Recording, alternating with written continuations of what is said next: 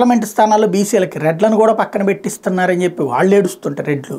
ఇక్కడ కాపులు బీసీలను కొట్టి అన్నటువంటి ఒక దొంగ వార్త రాసుకొచ్చారు. ఏంటి అంటే అందులో సగం నిజం సగం అబద్ధాన్ని కలిపి రాసుకొచ్చేటటువంటి వ్యవహారం. ఈనాడు తనదైనటువంటి శాంతం చచ్చిపోయింది, వార్తల స్ఫూర్తి ఎప్పుడో చచ్చిపోయింది. కేవలం ప్రజల్ని తప్పుదోవ పట్టించేటటువంటి లేదా తెలుగుదేశం పార్టీ కోసం తన పత్రికను నడుపుతా నిస్సిగ్గుగా మారిపోయినటువంటి ఫైనల్ స్టేజ్ అనుకోవాలి. ఇక దాన్ని జర్నలిజం దృష్టితో అయితే ఈనాడు చదవాల్సిన అవసరం ఏ ఒక్కరికి కూడా లేదు.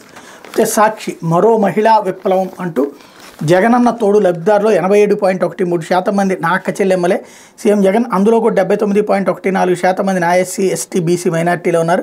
చిరు వ్యాపారులకు తోడుగా దేశానికి దిక్సూచిల పథకం అమలు, దేశవ్యాప్తంగా పీఎం స్వనిధితో 7% వడ్డీకి 10,220 కోట్ల రుణాలు, జగనన్న తోడు ద్వారా 16.73 లక్షల మందికి వడ్డీ లేకుండా 3,373 కోట్లు.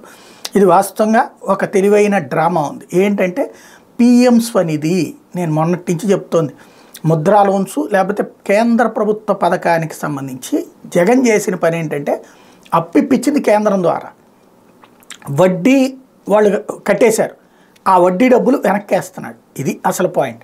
దానికి జగనన్న తోడు అని పేరు పెట్టారు. సాధారణ ప్రజలకు ఎవరికన్నా తెలిసి అది మోడీ ఇచ్చినటువంటి డబ్బులు అని చెప్పేసి, కాకపోతే వడ్డీ డబ్బులు జగన్ ఇచ్చాడు కాబట్టి కలుపుకొని ఇక్కడ మెన్షన్ చేసుకొస్తుంది. అయితే ఈ దఫా మొన్న కేంద్ర ప్రభుత్వం సీరియస్ అవుతుంది కాబట్టి అందుకని పీఎం స్వనిధి అన్నటువంటి పేరుని దేశవ్యాప్తంగా పీఎం స్వనిధి కింద 7% వడ్డీకి 10,220 కోట్ల రుణాలు ఇచ్చారు. అందులో 16.73 లక్షలు ఆంధ్రప్రదేశ్లో జగనన్న తోడు పేరుతో ఇచ్చారు. పీఎం స్వనిధినే ఇక్కడ పేరు మార్చి జగనన్న తోడు అని ఇచ్చారు. 16.73 లక్షల మందికి అంటే 16,73,000 మందికి 7% వడ్డీకి, ఆ 7% వడ్డీని రాష్ట్ర ప్రభుత్వం భరించింది. అది అసలు పాయింట్. ఇకపోతే